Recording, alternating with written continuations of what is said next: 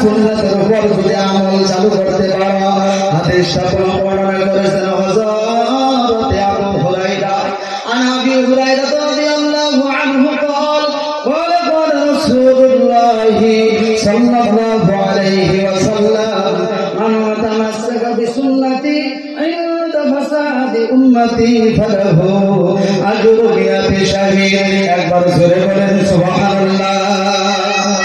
আল্লাহ নবী দয়ার নবী মায়ের নবী বলে ওই থাকনা ফাসাদের জামানায় আমি নবীর যদি একটা সুন্নতের উপর যদি আমল চালু করিয়া দাও, আমার জামানায় যারা ইসলামের জন্য বিধি বিধুভা বানাইছে, ছেলে মেয়েকে দিন বানাইছে, যারা ইসলামের জন্য কাটা কবুতরের মতো বকরি ছাগলের মতো জবাই হয়ে গেছে, আর শেষ জামানার উম্মতের দলেরা যদি একটা সুন্নতের উপর যদি আমল চালু করিয়া দেয়, আমি নবী ঘোষণা করলাম আমার জামানার 100টা গলা কাটা শহীদের সুনাম সওয়াব তার নামে আমলনামার মধ্যে লেখা হয়ে যায়। জোরে বলেন সুবহানাল্লাহ।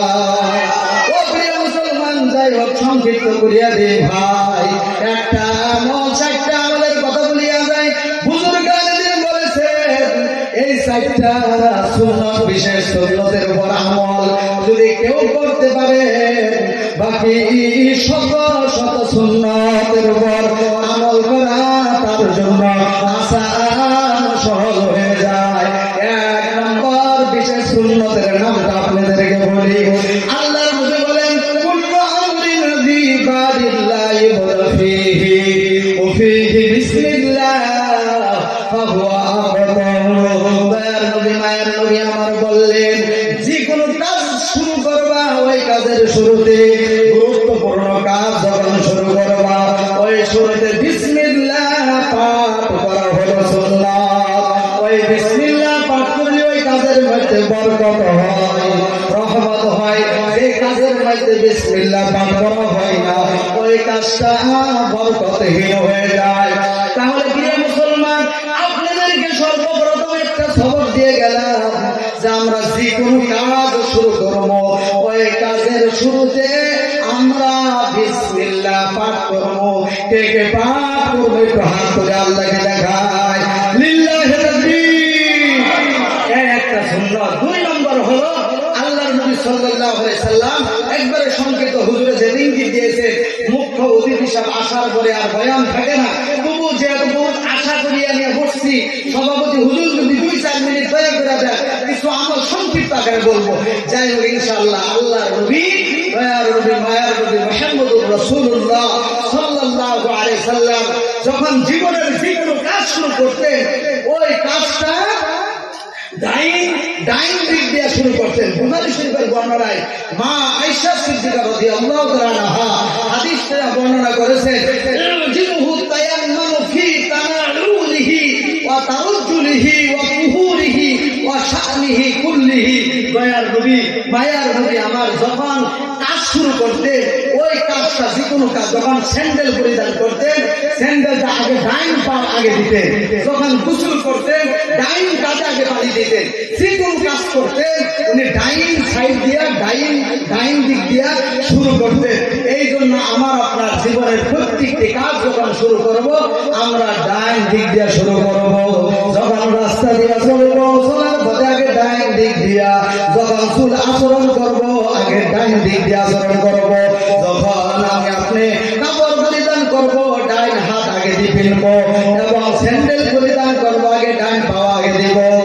ইনশাআল্লাহ বাম সাইড দিয়া আমরা করব না। বাম সাইড দিয়ে করলে কি হয় জানেন? হাদিসটা তিরমিজি শরীফের মধ্যে পাবেন, লা ইয়াকুলু আহাদুকুম বিশিমালিহি ওয়া লা ইয়াশরাবু বিশিমালিহি ফাইন্না শাইতানা ইয়াশরাবু বিশিমালিহি। রাওয়াহু তিরমিজি। আল্লাহর নবী দয়ার নবী বলেন, বাম হাত দিয়া পান করতেন শয়তান, বাম হাত দিয়া খাইতেন শয়তান। এই জন্য আমি আপনি বাম হাত দিয়া খাবো না, নিজের ছেলে মেয়েদেরকেও খাওয়াবো না, এবং আমরা বাম সাইড দিয়া কোনো কাজ আগে শুরু করবো না। আমরা কাজ করব, ডান দিক দিয়ে কে শুরু করব, একটু হাত তুলে আমার আল্লাহকে দেখায় দাও। লিল্লাহি তাকবীর। প্রিয় মুসলমান, 3 নম্বর যেটা আফসুস সালাম। আফসুস সালাম বাইনাকুম, রাসূল আমার বলেন যখন তোমরা সমাজের মধ্যে আল্লাহর নবী বলেন সালামের প্রসার করা, সালামের বাস্তবায়ন করা।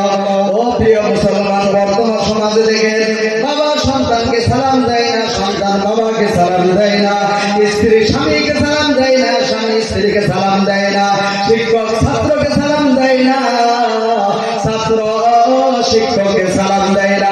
বর্তমান সমাজের মধ্যে কেউ কাউকে সালাম দেয় না। আল্লাহর নবী বলেন ইন্না আউলাদনাসি বিল্লাহি মুহাম্মাদা আহুম বিসসালাম। আল্লাহ পাকের নিকট ওই ব্যক্তি হলো প্রিয় যে সবার আগে সালাম দেয়। আমার প্রিয় ভাইরা আমার, আয়াত বলতে গেলে লম্বা সময়ের প্রয়োজন হবে, আমি সংক্ষিপ্ত করিয়া দিলাম।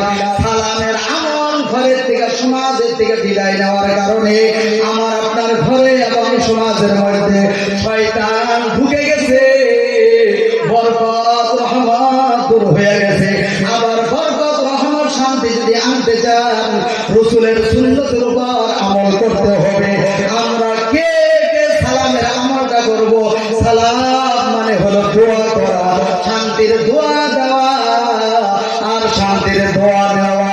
ইয়ার চাইতে বড় দোয়া শান্তি আর পৃথিবীর জমিনে নাই। তাহলে আজকের থেকে কে কে সালামের আমল করব? একটু হাত তুলে আমার আল্লাহকে দেখায় দাও। লিল্লাহি তাকবীর। যাই হোক প্রিয় মুসলমান, অনেক কথা বলার ইচ্ছা ছিল, রাজধানী ট্রেনের মতো স্পিড কথা বললি হয় না প্রিয় ভাইরা, একটু সময়ের প্রয়োজন হয়। যাই হোক বন্ধুগণ, আমার বন্ধুবান মুখ্য অতিথি সাহেব শিখিয়েছেন, তিনিও কষ্ট পাবেন একসাথে। এই যে কিছুদিন আগে মাঝের সরের মধ্যে আমি আর মুখ্য অতিথি সাহেব হযরত মাওলানা মুফতি গোলাম মোস্তফা সাহেব রাহমাতুল্লাহ একসাথে এক প্রোগ্রামে ছিলাম। প্রায় 2.5 ঘন্টা ওয়াজ আমি করেছি, তারপরে ভাইজান ওয়াজ করেছে। যাই হোক বন্ধুগণ আমার, আমি আর লম্বা করবো না, কবরে যাইতে হবে। কবরের বিষয়ে কিছুই বলতে পারলাম না, একটা কথা বলিয়া যায়। কবির ভাষায় কবি বলেন আল মাউতু কাসুন কুল্লু নাসিন শারিবুন আল কবরু বাইতুন কুল্লু নাসিন দাখিলুন। মৃত্যু এমন একটি পাত্রের নাম যে পাত্র থেকে সবাইকে পান করতে হয়। এমন একটি ঘর যে ঘরে সবাইকে ঘুমাইতে হয়।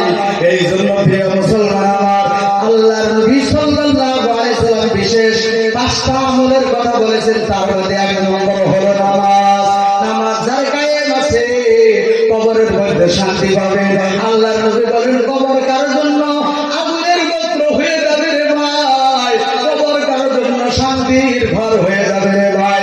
এই জন্য প্রিয় মুসলমান, শান্তির ঘর পেতে চাইলে এই দুনিয়ার জমিনের মধ্যে কুরআনের সহিত সম্পর্ক রাখা লাগবে, নামাজের সহিত সম্পর্ক রাখা লাগবে, আলিমুল উলামাদের সহিত সম্পর্ক রাখা লাগবে।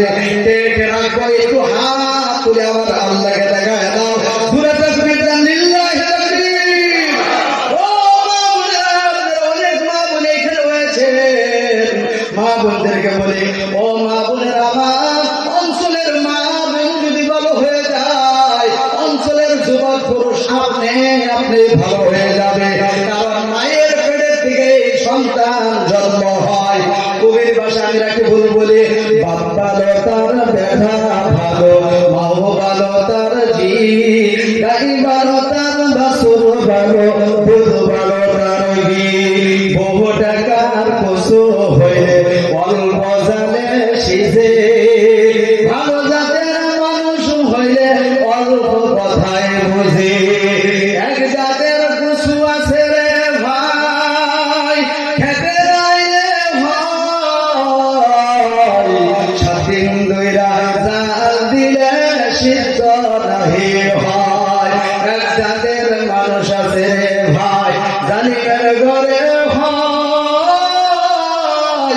7 দিন ধইরা বুঝ দিলে বুঝ নাহি হয়।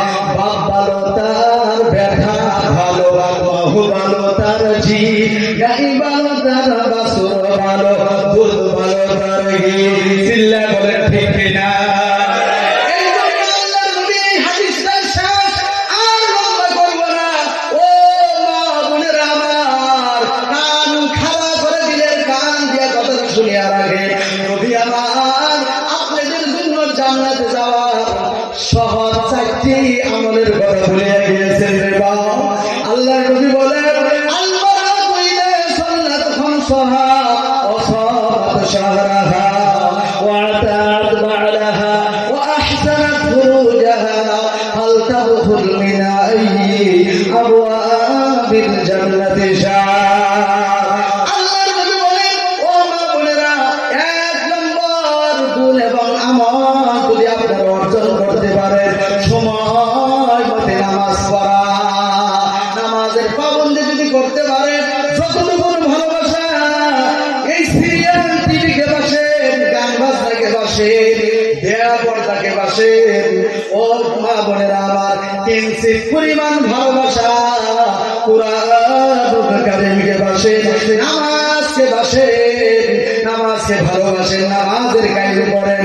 আল্লাহর নবী বলেন 2 নম্বর যে মাহে রমজানের রোজাগুলি রাখেন। 3 নম্বর হলো স্বামীর দাবিদারি, 4 নম্বর হলো সুচিত্রা হেফাজত করা। এই 4টা 1 নম্বর নামাজ, 2 নম্বর রোজা, 3 নম্বর হলো স্বামীর খেদমত, স্বামীর দাবিদারি, 4 নম্বর হলো সুচিত্রা হেফাজত করা। এই 4টা গুণ কোন মা বোনেরা যদি অর্জন করতে পারেন রে মা, আল্লাহর নবী বলেন হাল তাদখুল মিন আইয়ি আবওয়াবিল জান্নাতি শার। 8টা জান্নাতের দরওয়াজা রে মা বোনেরা আমার, 8টা জান্নাতের দরওয়াজা আছে রে মা। যে কোন দরজা দিয়া আপনারা প্রবেশ করবেন, আমার দয়ার আল্লাহ এমন কোন ফেরেশতারা আপনাদেরকে বাধা নিষেধ করবে না। এই জন্য মা বোনেরা এই 4টা গুণ অর্জন করবে। যাই হোক, আমি স্বামীদেরকে বলবো, স্বামীরা এই যে জাবালে রহমতের মধ্যে দাঁড়ায়া একটু দোয়া করলাম, নবীজির কথা মনে করে গেল। আমার নবীজির জীবনে শেষ বাসনটা ছিল বিদায় হজের বাসন, আর জাবালে রহমতের মধ্যে দাঁড়ায়া আমার নবীজি 1 লক্ষ বা 1.5 লক্ষ সাহাবাদের সম্মুখে বয়ান করছিলেন, বয়ান করে বলছিলেন, ও সাহাবারা গুরুত্বপূর্ণ নসিহত করছিলেন। তার মধ্যে একটা নসিহত করছিলেন, ও সাহাবারা শুনিয়া নাও, এইটা তোমরা গ্রহণ করবা, অ্যাকসেপ্ট করবা। একটা বলছিলেন আলা ফাস্তাউসু বিন নিসাই খায়রা, যারা এখানে স্বামী আছো স্বামীদেরকে বলে আল্লাহ নবী বলছেন তোমাদের নারীদের সহিত তোমরা ভালো ব্যবহার করো। সারা জীবন মা বোনদেরকে বলা হয় স্বামীর দাবিদারি, কিন্তু স্বামীদেরকে বলা হয় না। যা আল্লাহ নবী বলছেন ওয়াশিরুহুন্না বিল মারুফ, তোমরা নারীদের সহিত সৎ আচরণ করবা, ভালো ব্যবহার করবা। আল্লাহ নবী বলছেন তোমরা নারীদের সহিত ভালো আচরণ করবা, ভালো ব্যবহার করবা। কিন্তু সমাজটা উল্টা হয়ে গেছে রে। ও স্বামীরা, যেই দিন প্রথম দিন বিবাহ করে আনো, ওই দিন স্ত্রীকে বাসন রেখে ডাক দেয়, স্ত্রী তুমি আসো, আহারে আও, কাছে আও, কত মধুর ডাক। 1-2 বছর যাওয়ার পর ওই যে কি কয় না, স্ত্রীর গুণ দেখবেন 50-60 বছর বয়স হয়ে গেছে, প্রথম দিন আসিয়া স্বামীকে বলছে আমনে বা আমনে তামনে বা তুমি আমি মৃত্যুর আগ পর্যন্ত কোনদিন স্বামীকে তুই তুই করিয়া ডাক দেয় না। তাহলে ইনশাআল্লাহ মা বোনদের যদি ব্যবহার ঠিক থাকে, আমাদের কেন থাকবে না? আমরা আজকে থেকে ওয়াদা করবো, আমরা মা বোনদের সহিত ভালো আচরণ কে কে করবো, একটু হাত তুলে আমার আল্লাহকে দেখাই দাও। লিল্লাহি তাকবীর।